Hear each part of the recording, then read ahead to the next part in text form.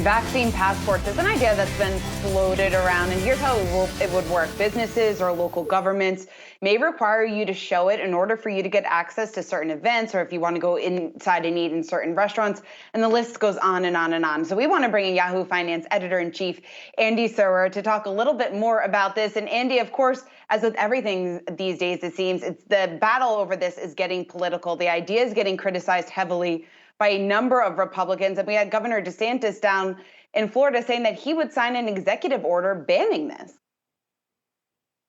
Yeah, I hoped you weren't going to say, here's Andy Serwer to make sense of this, Shauna. So I'm glad you didn't say that because it's a tricky one. And yes, it has become a political football. Although to be clear, it's not like Democrats are saying we absolutely need to do this.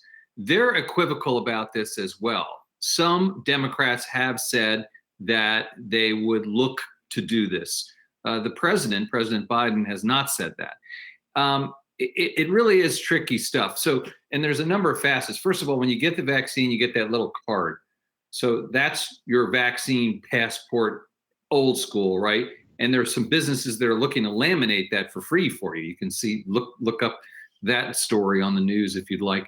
But people are talking also about turning that into a digital format so you'd have it on your phone, or even a biometric company like Clear could do that for you as well. Now, then there's the distinction between private companies and government.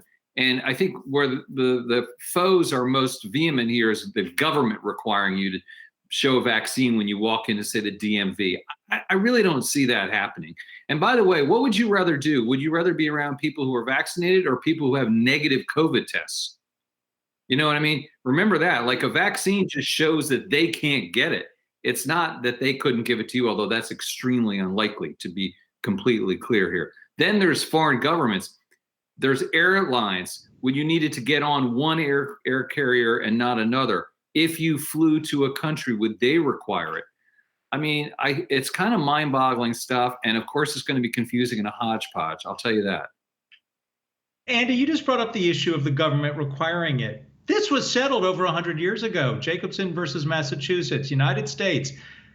State government has the right to force or require that you get a vaccine. It was a pastor who challenged the vaccine against smallpox. And the Supreme Court said, no, Father, you're going to get the vaccine. So, hey, this is already settled. Why not just have the federal government say, you know what?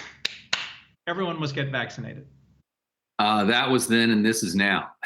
That's the simple answer to that one.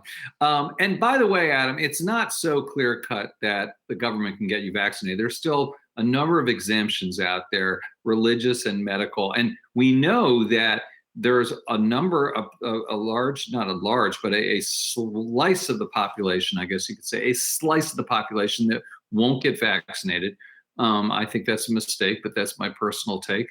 I think that I don't think states are going to absolutely require you to do this. Now, you've seen private entities do this. Rutgers University, you're going to need a vaccine to go to school in the fall there, reportedly.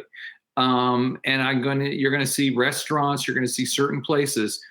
But I think everyone needs to really calm down and chill out on this one, because with any luck, I think this is going to be a non-issue by the fall. You know, that we're just going to go about our business. I think for the next couple months and over the summer, people are going to go crazy over this thing. And it's unfortunate, but I think it is a reality and potentially a business opportunity and potentially a big line at an airport. So just calm down on this one and just be patient, people. That's all I can tell you. Only time will tell how all this plays out. But Andy Serwer, as always, thanks so much for hopping on here with us.